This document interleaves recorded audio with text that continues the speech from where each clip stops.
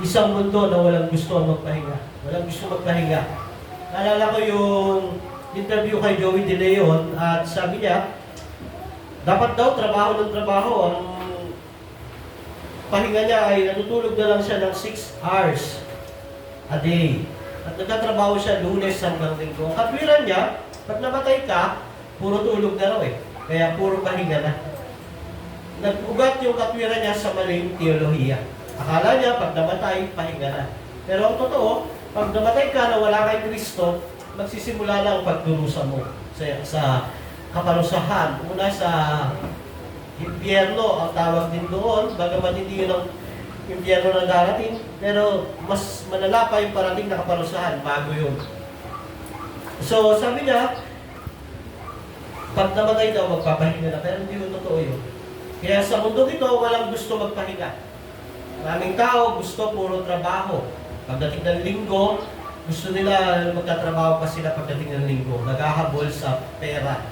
Hindi ba naman, yung araw ng pahinga nila, inuubos nila sa kasiyahan pa rin. Lunes hanggang Sabado, magtatrabaho sila. Tapos pagdating ng linggo, pupunta sila sa mall, mag-outing, magsuswimming.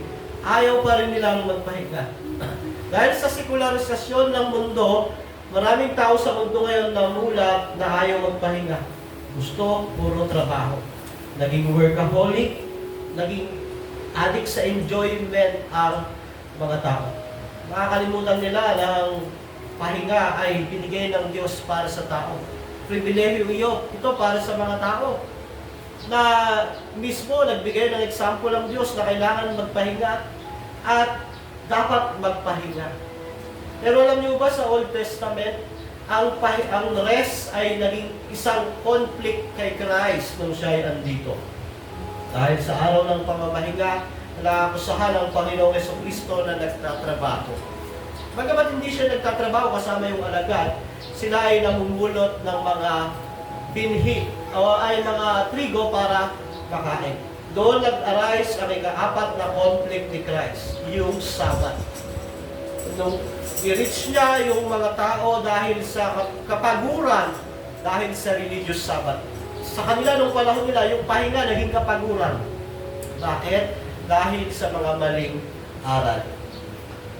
Pero bago po iyan, sa John chapter 5, ang pag-aaralan natin ay Marcos chapter 2, 23 to 28. Puntahan nyo sa inyong mga Biblia, Marcos chapter 2, 23 to 28.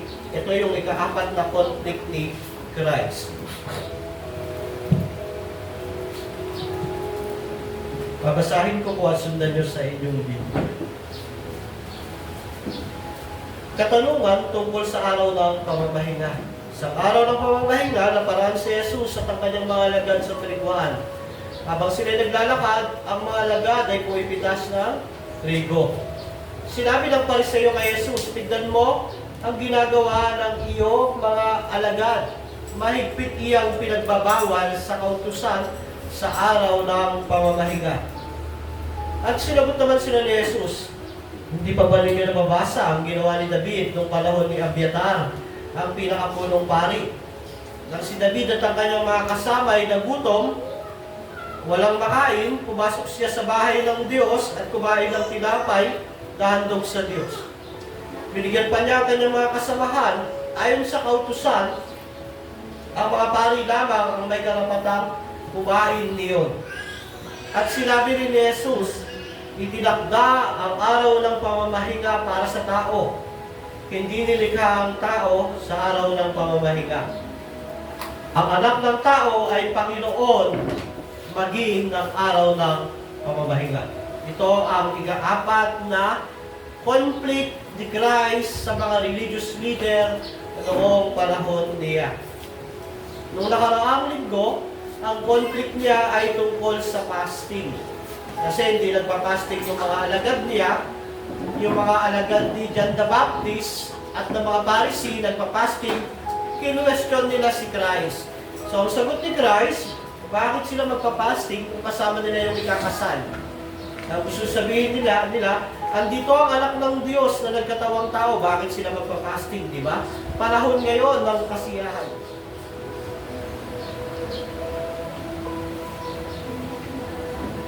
At sinabi ni Christ yung tungkol sa bagong alak na hindi pwedeng ilagay sa lupang sisidlan, na tumutungkol sa pagdating ng bagong tipan na hindi na magpipit yung mga lumang religious ritual ng Old Testament sa New Testament, na tutuparin lahat ni Kristo iyon. So, sumunod na conflict niya yung tungkol sa araw ng pamamahinga. At dito ang pinakamatindi na conflict ni Christ, na dito nagsimula na siya ay hinanapan ng butas para siya ay patayin. Pero bago po yan, sa John chapter 5 ay meron ng conflict si Christ sa mga Pariseo. Sa John chapter 5, meron isang lalaki doon sa templo na doon ay nag-aantay ng tuwing pista ng mga Hudyo ay ibaglulusong sa kanya sa tubig, pero dahil siya ay may sakit, paralitiko, hindi siya makalusong doon, nauunahan siya palagi. Dahil naniniwala sila sa John chapter 5 na may panahong may anghel na bumababa roon at gumagalaw ang tubig, ang maunang lumusong sa tubig ay gumagaling. Pero yung paralitiko sa John chapter 5, dahil siya pilay at paralitiko, laging may nauna sa kanya at siya ay 38 years. 38 taon nang may sakit. So 38 years na siyang nag-aabang doon kung kailan kaya ako mauuna. At nung dumating si Christ, sabi ni Kristo, nung nalaman niya, wala po kasi maglulusong sa akin, sabi ni Christ doon, tumayo ka, buhatin mo ang iyong higaan at lumakad ka. Noon din gumaling ang lalaki. After 38 years, sinabi ni Christ, tumayo ka, gumaling ang lalaki. At sabi ng mga Hudyo, bakit niya iyon ginawa sa araw ng pamamahinga? Sabi ng lalaki, sabi sa akin, tumayo ako. Biro mo, 38 years na ako nakahandun sa'yo dito. Tapos sabi sa akin ni Christ, tumayo ako sa araw ng pamamahinga. Hindi ba ako tatayo? Siyempre, tatayo ako. Pero sabi ng mga Pariseo, bakit? Sabi diyan sa verse 10, kung mababasa yung verse 15, kaya sinabi ng mga pinuno ng Hudyo sa lalaking pinagaling, araw ng pamamahinga ngayon, nabagsak ang utusan, dalhin mo ang iyong higaan. Anong nakikita natin dito? Ang kawalan ng puso ng mga Pariseo. Bakit 38 years siyang nakahandusay doon na nag-aabang, tapos pinatayo siya sa araw ng pamamahinga, sasabihin mo, dapat ang nasabi mo, uy, nakakatuwa, nakakagalak, after 38 years, hindi ka na nakaharang diyan, nakatayo ka na. Hindi, sabi ng mga Pariseo, bakit mo binuhat yung higaan mo? Bawal iyan sa araw ng pamamahinga. Diba? Sabi ng lalaki, ang nagpagaling sa akin na nagsabing buhatin ko ang aking higaan at lumakad ako. Makikita natin dito ang kawalan ng puso ng mga Pariseo, mga Hudyo, dahil sa kanilang dedikasyon sa araw ng pamamahinga. Yun mo, 38 years ba naman tapos sasabihin mo na, bawal yan. Dapat hindi ka tumayo. Dapat sumunod na araw kayo, kung hindi na dumalaw si Christ doon, hindi na siya nakatayo. Dito pa lang. At pagkatapos noon, nasundan pa sa Marcos chapter 2, 23-28. Na araw ng pamamahinga, yung mga alagad ni Christ ay nagutom, pumunta sila sa triguhan, at hindi po ito pagnanakaw, ito ay batas ng Diyos. Na ang mga may-ari ng triguhan, hindi nila ubusin anihin lahat ng trigo nila, magtitira sila para yung mahihirap, pag pumunta roon, meron pang makukuha o makakain. So ginagawa ng mga alagad ni Christ, nagutom sila, isang araw ng pamamahinga, naglakad sila sa triguhan ng ibang tao, dahil hindi bawal yun, nakukuha, may mga tira, kinuha nila, pumunta sila ng trigo, at sabi ng mga alagad, mahigpit na pinagbabawal ang ginagawa nyo sa araw ng pamamahinga. Sabi naman ni Jesus, hindi nyo ba nababasa? Hindi ba kayo nagbabasa ng inyong Bible? Hindi nyo ba nabasa sa unang Samuel, chapter 21, na lang si David at ang kanyang mga alagad ay magutom, pumunta sila sa paring si Abiatar at binigay sa kanila yung patinapay na para sa handog sa Diyos na ang mga may karapatan lamang kumain, mga pari. At sabi ni Jesus, itinakda ang araw ng pamamahinga para sa tao. Hindi nilikha ang tao para sa araw ng pamamahinga. At tumibagsak niya yung pinakamabigat na bomba, ang anak ng tao ay Panginoon, maging araw ng pamamahinga. Iyon ang pinakamabigat na pagsabi ni Kristo, ako ang Diyos ng araw ng pamamahinga. Bakit? Kailan ba nagsimula ang araw ng pamamahinga? Genesis chapter 2, 1, 2-3. Ang Diyos ang nagtakda ng araw ng pamamahinga. Si Yahweh sa paglikha niya ng mundo. Kaya nung sabihin ni Christ, ako ang Diyos noon. Ang gusto niyang sabihin, ako si Yahweh. Ako yung nagtakda sa Genesis. At ako rin ang Diyos ng araw ng pamamahinga. Meron tayong 3 puntos. Una yung katanungan sa Sabat. Pangalawa, isang araw ng pamamahinga sa buhay ni David. Pangatlo ko, si Kristo ang Diyos ng araw ng pamamahinga. Tignan natin ang unang puntos ng katanungan sa Sabat. Sabi diyan, isang araw ng pamamahinga, naparaan si Jesus at ang kanyang mga alagad sa verse 1. Habang sila'y naglalakad, ang mga alagad, verse 23 pala, 2:23-24, ay pumitas ng trigo. Sinabi ng Pariseo, tignan mo ang ginagawa ng inyong mga alagad, mahigpit yang pinagbabawal sa araw ng pamamahinga. Pag Sabat ho, hindi ho ibig sabihin yan Sabado, mga kapatid. Ang meaning ng Sabat ay rest, pamamahinga. Hindi pag Sabat, Saturday. Pag Sabat, ibig sabihin rest o pamamahinga. Ano ba ang Sabat at kailan ito nagsimula? Nagsimula ang Sabat sa Genesis chapter 2 verse 2-3. Nang likhain ng Diyos ang langit at lupa, nagawa niya ang mga bagay sa loob ng 6 na araw. Noong ika-7 araw, siya ay nagpahinga. Nagkaroon siya ng rest, Sabat. Ang Sabat ay ginawa ng Diyos hindi para sa Kanya. Bakit? Kasi hindi naman nasasakop ng araw ang Panginoon. Hindi nasasakop ng time, space, oras, araw ang Diyos. Nandun siya sa lahat ng araw, oras, time, at space. So ginawa ng Diyos ang Sabat para sa tao. So ang Sabat ay tinalaga ng Diyos sa paglikha na sa 6 na araw ay ginawa ng Diyos ang lahat. Sa 7 araw, natapos niyang dapat gawin sa creation. Hindi ibig sabihin no na napagod ang Diyos. Hindi rin ibig sabihin no na hindi na siya kumikilos, gumagawa. Ang gusto lang sabihin doon, lahat ng kailangan niyang gawin, nagawa na, pero nagpapatuloy pa rin siya sa pagkilos sa kanyang creation. Ano tawag doon? Providence, tawag doon. Providence. 6 days ginawa ng Diyos, nag-rest siya ng 7 days para ipakita kung ano ang Sabat. Para ipakita, ituro ang pagpapahinga. Pagdating ng Exodus 20, muli itong inaalala ng mga Israelita. Pero ang context nito ay ganito. Sa Exodus 21, ang lahat ng ito ay sinabi ng Diyos. Akong si Yahweh, ang inyong Diyos, ang naglabas sa inyo sa Ehipto at nagpalaya sa inyo mula sa pagkaalipin. At binigay ang utos ng araw ng pamamahinga sa 10 utos ng Diyos sa 4th commandment. Ika-4 na utos. Tama ba? So, Genesis, in-example ng Diyos ang rest, Sabat, para maging example ng tao, hindi lang para sa mga Hudyo, mga kapatid, para sa lahat ng klase ng tao ang rest, Sabat. Genesis chapter 2, verse 2-3. Ngayon, habang nag-progress ang mundo, from Abraham, pinractice nila iyan na yung Sabat na iyan, pamamahinga, at dumating ang panahon na alipin ng mga Hudyo sa Egypt.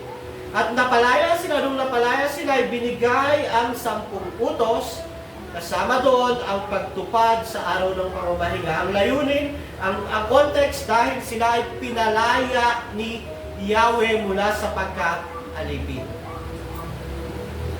Nung nagmula sa creation para sa lahat ng tao, dumating na utos para sa chosen nation sa Israel. At makikita natin na bago pa naman ito iutos sa Exodus 20, sa Exodus 3, meron isang tao, araw ng pamamahinga, nagpulot siya ng panggatong, pinatay siya. Sa Exodus 3 pa lang, pinapractice na nila ang araw ng pamamahinga bago ito igawing utos ng Diyos sa Exodo 20. At ang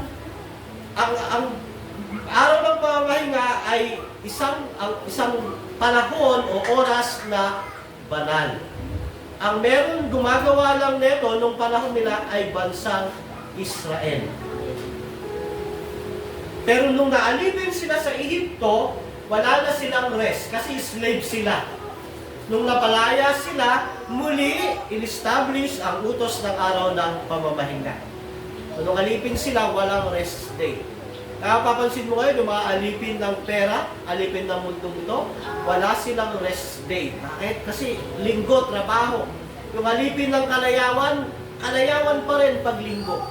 Pero hindi ganoon ang mga taong nasa Diyos. Nung palayain ang bansang Israel sa Ehipto, naging utos sa kanila. Ika-4 na utos, ipangilin nyo ang araw ng pamamahinga. At nagbago ito pagdating ni Christ. From Moses to Christ, para maingatan ang araw ng pamamahinga, nag-impose ang mga Pariseyo ng dagdag na utos sa araw ng pamamahinga. So dati, para sa lahat ng creation, at ang layunin na magpahinga talaga ng isang araw, maglaan sa kan, tapos nung naalipin sila, naging utos na ng Diyos, dahil sila ay pinalaya ng Diyos para hindi sila magaya sa mga bansa sa paligid na walang pahinga. Mga sumasamba sa Diyos-Diyosan, alipin ng kayamanan, alipin ng kalayawan, walang pahinga. Ang Israel ay inutusan ng Diyos para magpahinga dahil iyon ay banal na oras at pribilehiyo iyon sa mga tao ng Diyos.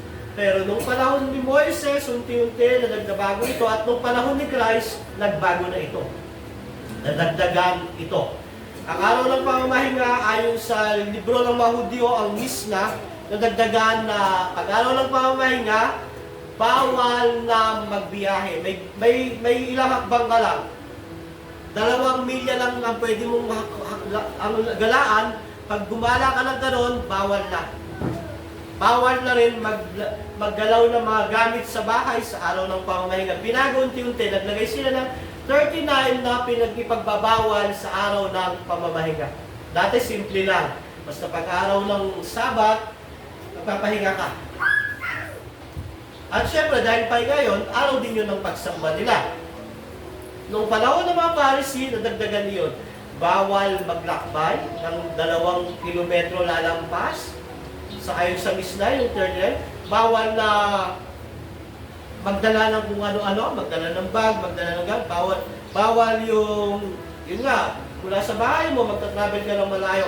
Bawal din ang making and creating, bawal ang magsulat, bawal ang magpamulot ng mga panggatong, bawal din ang paghahanda ng pagkain, bawal ang pag-aani, bawal ang pagbabalat ng pagkain, bawal ang pagluluto. Kaya ang ginagawa ng mga tao nung panahon ni Christ, ginagawa na nila Biyernes pa lang ng umaga para Biyernes ng gabi hanggang Sabado ng gabi, wala silang gagawin. At ito yun ang naging akusa sa mga kasama ni Kristo. Sila ay nag-aani. Nung kinukuha nila yung butil, nag-aani yun, kaso yun. Nung binabalatan nila, sila ay nagtitistis. Nung kinakain nila, sila ay parang tawag nila ay nag-plowing, reaping, and grinding. Yun ang naging kaso. Ayon sa mga Pariseo, bawal din daw magpagaling nung panahon ng Pariseo. Kaya sa John chapter 5, nung pinagaling ni Christ, yung 38 years na paralisado, nagalit yung mga Parisee dahil tumayo siya at binuhat yung kanyang higaan. Bawal na magbuhat ng higaan, bawal din gumaling, bawal ang healing. At pinagbabawal din daw ang pagdura sa lupa dahil pag dumura ka raw sa lupa, consider yun na parang naghahalo ka ng semento. Pwede lang dumura sa bato. So ang mga utos na ito ay dinagdag ng mga Pariseyo para mapanatili ang Sabat. na parang talagang walang gagawin ang mga tao na ito, kailangan maraming bawal. Ito ang masama sa pangyayaring iyon. Dahil sa paglipas ng panahon, mas pinahalagahan nila yung bawal kaysa sa tao. Nawala na yung common sense nila. Kaya nga sa Marcos 7, ilusig ng Panginoong Jesus na yung tradisyon nyo ang mahalaga sa inyo kaysa sa tao. Di ba?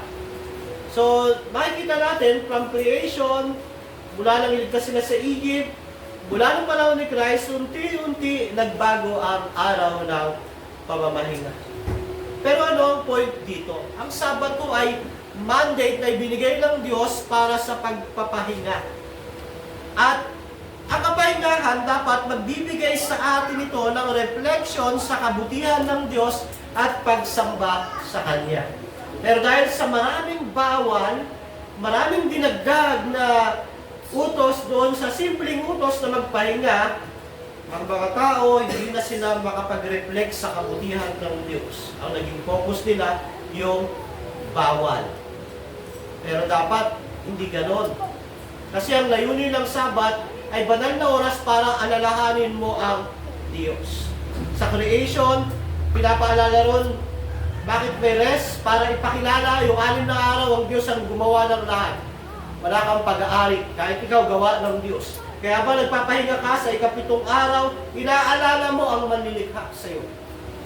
Sa Exodo, pinaalala, inutos ang Sabat para ipaalala sa kanila, alipin kayo dati sa Egypt.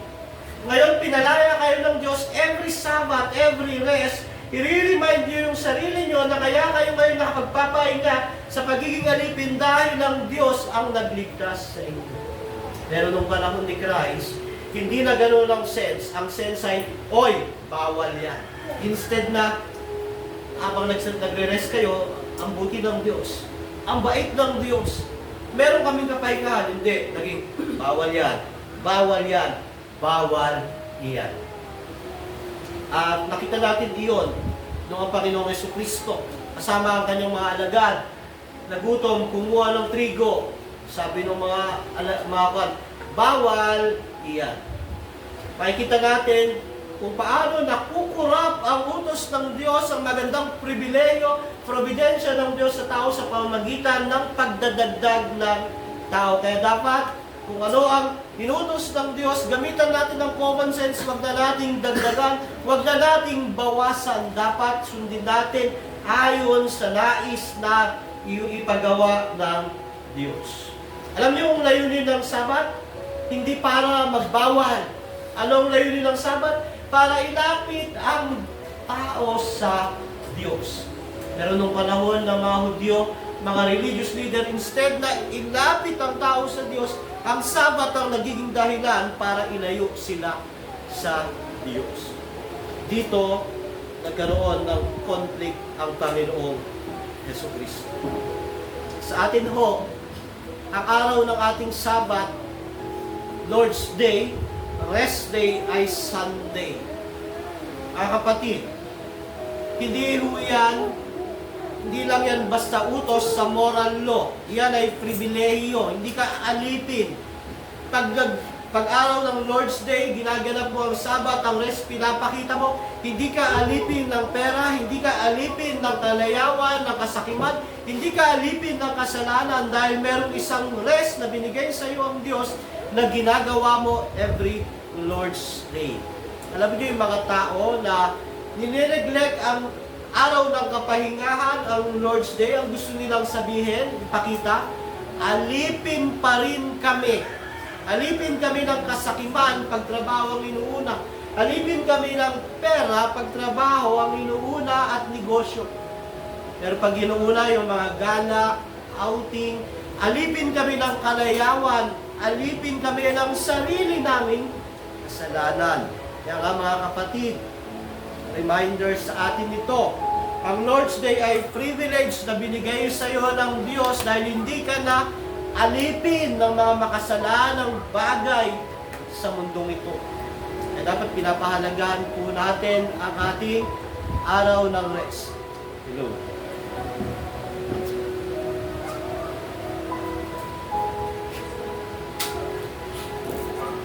magaan yung momentum.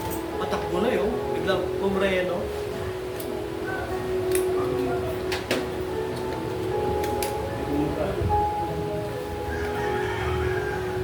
Commercial. Hello, yan. Parang Lazada lang yan. Bawal nag-browse ka biglang, Lazada ako. Si Lazada, si Bingit. Sana ba tayo? So, ang point dito mga kapatid, maganda ang layunin ng rest, ng Sabat. From creation, ginawa ng Diyos ito sa atin. Privilege ito sa atin. Kaya dapat pahalagahan natin. Tayo, sa panahon ngayon, si Kristo ang ating kapahingahan. Hindi ibig sabihin nun na hindi ka na magsisimba pag si Kristo naman ang kapahingahan. Hindi po. Ang gusto lang sabihin nun, kapahingahan laban sa kasalanan. Kapahingahan laban sa sa mga, ano tawag dito, yung pagnanais mong iligtas ng iyong sarili sa pamamagitan ng sariling gawa. Kapahingahan mo si Kristo. Kaya dapat every Lord's Day, kinukuha natin yung pribileyo na ito. Nagpapahinga. Nagre-reflect tayo sa kabutihan ng Diyos sa loob ng 6 na araw. Kinukuha natin ang araw na ito. Nagre-reflect tayo sa kabutihan ni Kristo sa mga kadaya natin hindi karapat-dapat. Nagre-reflect tayo sa mga pagkakasalang nagawa natin at pagdating ng Lord's Day, nilalapit natin sa Diyos at sinasabing hindi natin kayang iligtas ang ating sarili sa pamamagitan ng ating mga kabutihan at gawa. Dapat ang Sabat, Lord's Day, napakahalaga niyan. Pahinga iyan.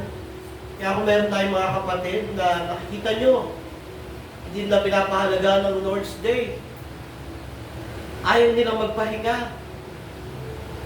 Nakakatakot po iyon dahil pag di ka nagpahinga, sa susunod na buhay, wala ka rin kapahingahan.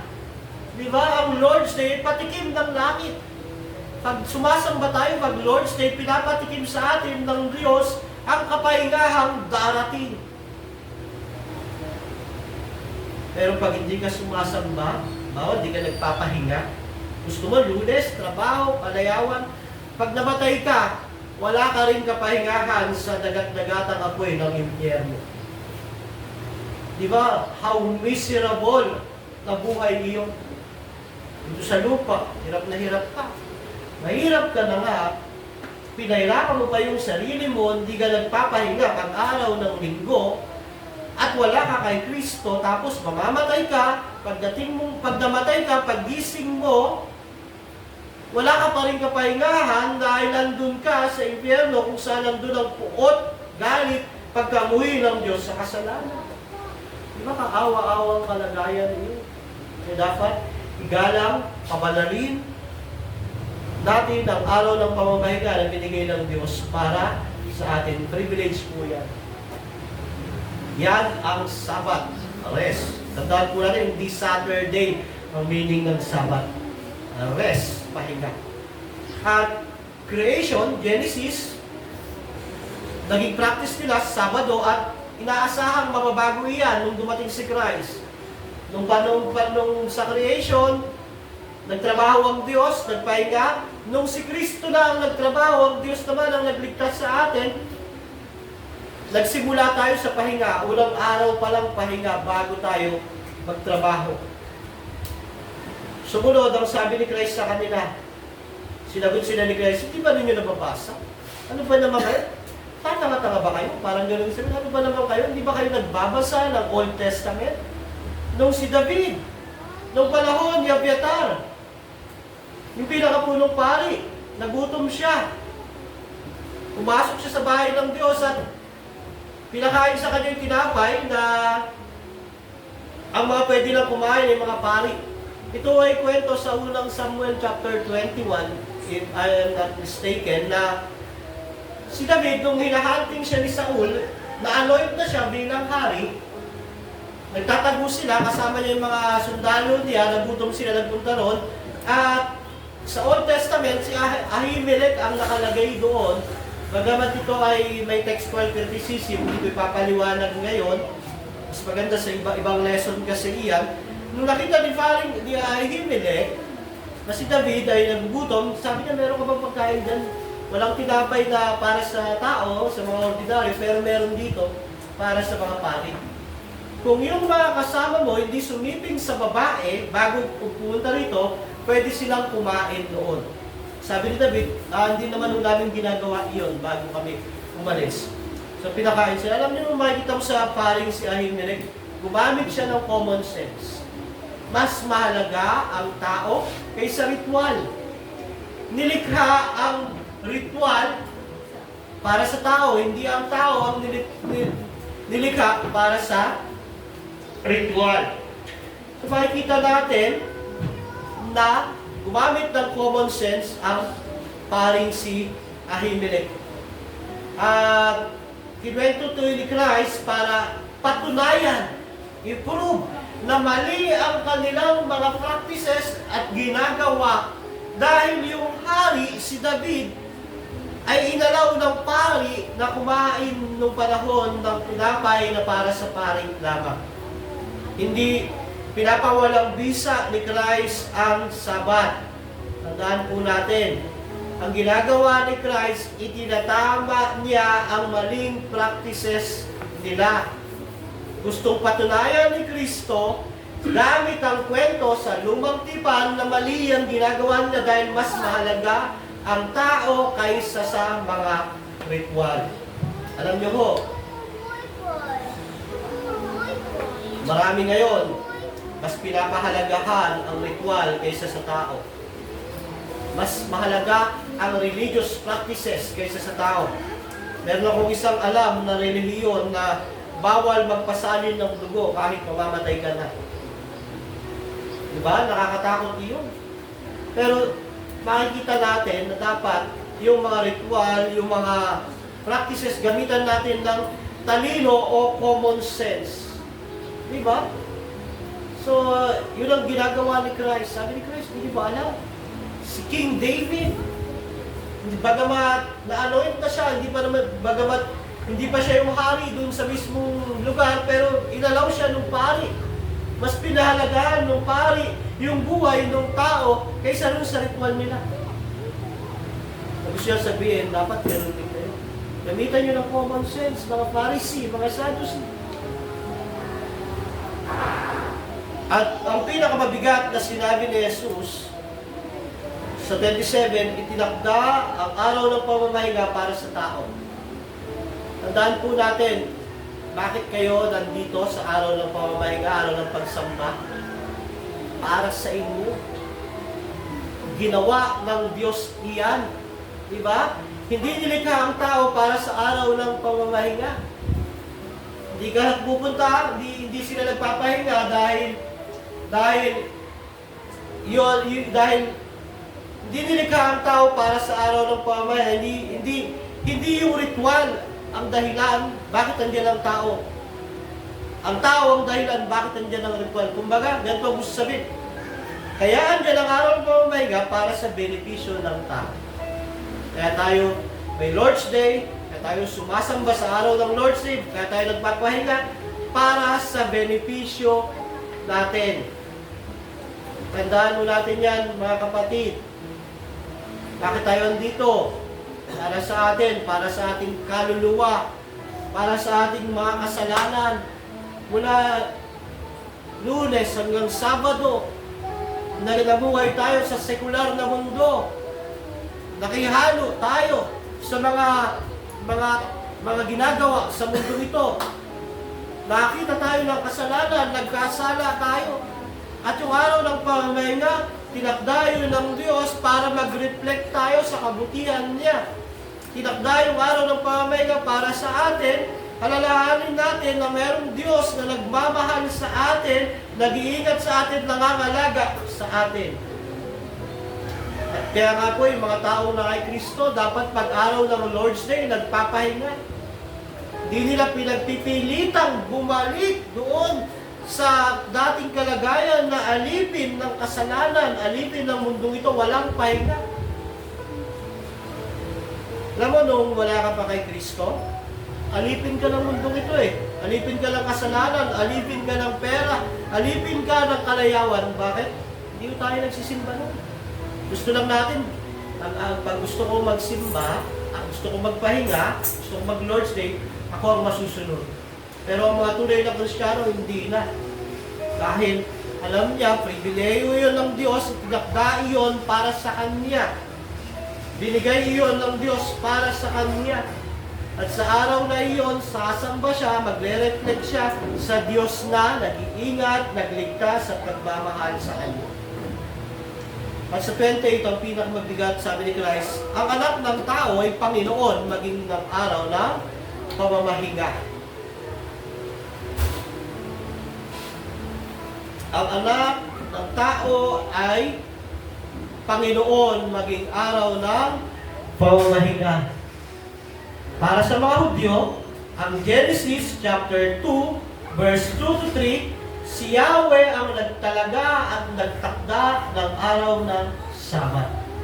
At ang mga Hudyo, naniniwala sila na meron lamang iisang Diyos. At eto si Christ, sasabihin ni Christ, ang anak ng tao, Daniel 7, yung tinutukoy dito, sa Daniel 7 kasi, mababasa mo nun, yung anak ng tao, umupo sa kanan ng Ancient of Days at binigay sa kanya yung trono. So sabi ni Christ, ang anak ng tao ay Panginoon ng Sabat. Na ang kaisipan ng Hudyo, isa lang ang Panginoon ng Sabat. Si Yahweh. At eto si Kristo, sasabihin ni Kristo, ako ay Panginoon ng Sabat. Kung hindi Diyos si Kristo, kasi pag-angkin ito ng pagka-Diyos ni Kristo. Tahasad ang sinasabi sa kanila, yung Genesis 2:3, ako ang Panginoon noon, yung Sabat na yun. Ako ang Creator. At dalawa lang ang option mo pag nabasa mo to. Either Diyos si Kristo o isa siyang lapastangan sa Diyos. Ang magsasabi ng ganong lengguwahe ay isang Diyos lamang, which is si Christ, alam natin, Diyos siya. O kung hindi ka naniniwala na siya ay Diyos, siya ay isang lapastangan sa Diyos. Christ is the Lord of Sabbath. Ito ay pag-angkin ni Jesus bilang Diyos, bilang manlilikha. Bilang siya yung nagbigay ng provision para sa kapahingahan ng mga tao. From creation, hanggang sa paglaya sa Egypt, hanggang sa kamatayan niya sa krus, pagpapalaya mula sa kasalanan. Si Christ ang Creator. Bukod doon, siya ang Redeemer, siya ang Savior. Yung word na Christ is the Lord of Sabbath ay pagsasabing siya ang manlilikha, siya ang tagapagligtas, at siya ang Panginoon ng kapahingahan ng bawat tao sasampalataya at magtitiwala sa Kanya. Ang tao, magkakaroon lamang ng totoong kapahingahan pag sumampalataya siya kay Kristo. Kapatid, ang tao, magkakaroon lamang ng tunay na kapahingahan pag siya'y sumampalataya kay Kristo. Kapahingahan mula sa pagsisikap niya sa kanyang sarili na iligtas ito. Pag sumampalataya kay Kristo, mapapahinga ka na sa kaisipan, kaya ko bang iligtas ang aking sarili sa pamamagitan ng aking gawa? Mapapahinga ka na sa pag-iisip na kaya ko bang iligtas ang aking sarili sa pamamagitan ng kabutihan? Mapapahinga ka na. Bakit? Kasi ang sagot doon, hindi. Dahil si Kristo lang ang makakagawa. Kaya ang tao, pag na kay Kristo, mapapahinga siya sa pagsisikap na iligtas ang kanyang sarili dahil alam niya si Kristo lang ang makapagliligtas sa kanya. Bago mo ako maligtas, alam niyo kaisipan ko, maliligtas ako kung mas maraming gawa na mabuti kaysa sa gawa na masama. Kaya nagsisikap akong gumawa ng mabuti.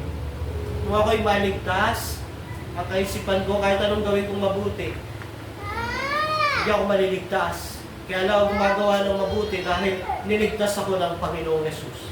Kaya ang glory hindi sa akin, kundi kay Kristo. So, tao, mararanasan lamang ang kapahingahan kay Kristo dahil siya ang Panginoon ng kapahingahan. Kaya kapatid, kung ikaw ay wala pa kay Kristo, Wala kang kapahingahan. Wala. Dahil magsisikap ka na maligtas ka sa pamamagitan ng relihiyon, mabuting gawa, magsisikap ka na maging matuwid sa harap ng Diyos sa pamamagitan ng iyong sarili, wala kang kapahingahan dahil hindi aabot sa pamantayan ng Diyos ang anumang gawa mo para maligtas ka. Ang tanging makapagliligtas sa iyo ang gawa ni Kristo at yun ay magbibigay sa iyo ng kapahingahan mula sa sarili mong gawa. Kaya alam niyo mga kapatid, Christ is the Lord of Sabbath. Anong sabihin niya ito? Inangkin niya na siya ang Diyos. Hindi makapagpapahinga ang sino mang tao kung wala siya kay Kristo. Hindi mararanasan ng totoong Sabat o kapahingahan ng isang tao kung wala siyang pananampalataya at pagtitiwala sa gawa ni Yesu Kristo. At mula noon, nagsimula na silang humanap ng butas para patayin si Christ. At dumating nga ang panahon ng Panginoong Yesu Kristo ay ipinapako sa krus. Sino nagpapako sa Kanya? Ang mga Hudyo dahil ang kanyang kasalanan. Una, inaangkin niyang siya ikapantay ng Diyos. Pangalawa, pinagbintangan siya na wawasakin daw niya ang templo sa loob ng 3 araw. Pero makikita natin, si Kristo ay tunay na Diyos. Siya ang Diyos ng Sabat. Kaya nga po, mga kapatid, pahalagahan natin ang araw ng pamamahinga na binigay ng Diyos sa atin. Pabanalin natin ito. Ilan natin ang puso natin. Dapat excited tayo sa araw ng ating Lord's Day. Diba? Sabado pa lang, excited na tayo. Bukas, Lord's Day. Magre-reflect kami sa Diyos. I-reflect namin ang kabutihan ni Kristo. Ang paglaya namin mula sa sarili naming gawa, mula sa kasalanan. Diba? So, nung Genesis, creation, Sabbath, ang Diyos ang nagtalaga para sa tao. Pagdating ng Exodo, nakon sila sa Egypt kasi, kaya pinalaya sila ng Diyos, ginawang utos ang Sabat para i-remind sa kanila na pinalaya sila ng Diyos. Sa atin, hanggang ngayon, utos ang Lord's Day para i-remind tayo si Kristo ang ating Sabat. Kaya every Lord's Day, every kapahingahan natin, inaalala natin si Kristo, ang kanyang ebanghelyo. Nagpapasalamat tayo dahil pinalaya tayo mula sa pagnanais na maligtas ang ating sarili mula sa ating sariling gawa. Ito ang conclusion, katanungan sa Sabat. Nakita natin paano yung Sabat para sa ikabubuti ng tao na nakurap at unti-unti binalik ni Christ yung tamang Sabat. Ang sabihin niya na siya ang tunay na Sabat o kapahingahan. At nakita natin yung example ni Christ, yung Sabat sa buhay ni David, kung paano yung pare gumamit ng common sense. At sa uli, si Jesus ang Panginoon ng Sabat. Siya ang ating Panginoon. Siya ang ating kapahingahan. Kaya tayo nakapagpapahinga pag Lord's Day dahil kay Christ. Kaya kung wala ka pa kay Kristo, kapatid, kahit every Lord's Day andito ka, hindi ka magkakaroon ng totoong kapahingahan. Bakit? Kasi hindi mo naunawaan ang gospel. Hindi mo naunawaan na si Kristo ang makapagliligtas lamang sa taong makasalanan. Hindi mo naunawaan na si Kristo ang totoong Sabat dahil siya ang nagpalaya. Siya ang nagligtas, siya ang gumawa ng hindi natin kayang gawin at yun ang bibigay sa atin ng kapahingahan. Ang pananampalataya sa Ebanghelyo ni Yesu Cristo. Tayo po'y manalangin, Panginoon, salamat po sa umagang ito. Niremind mo sa amin ang kahalagahan ng pagkapahinga sa iyong piling, sa iyong presensya. Mangyayari lamang ito kung kami ay na kay Kristo. Dahil si Kristo ang gumawa ng hindi namin kayang gawin. Si Kristo ang nagpalaya sa amin dahil di namin kayang palayain ang aming sarili mula sa kasalanan. Si Kristo ang nagligtas sa amin dahil hindi namin kayang iligtas ang aming sarili sa pamamagitan ng aming gawa, aming relihiyon, ang ano ba man, kundi dahil si Kristo lamang ang Panginoon at tagapagligtas. At siya ang aming sabat. Nawa, every Lord's Day, excited kami. Puno kami ng joy. Puno kami ng kagalakan dahil naalala namin ang pagpapalaya ni Kristo sa amin at pagbibigay ng kapahingahan. Salamat po. Patuloy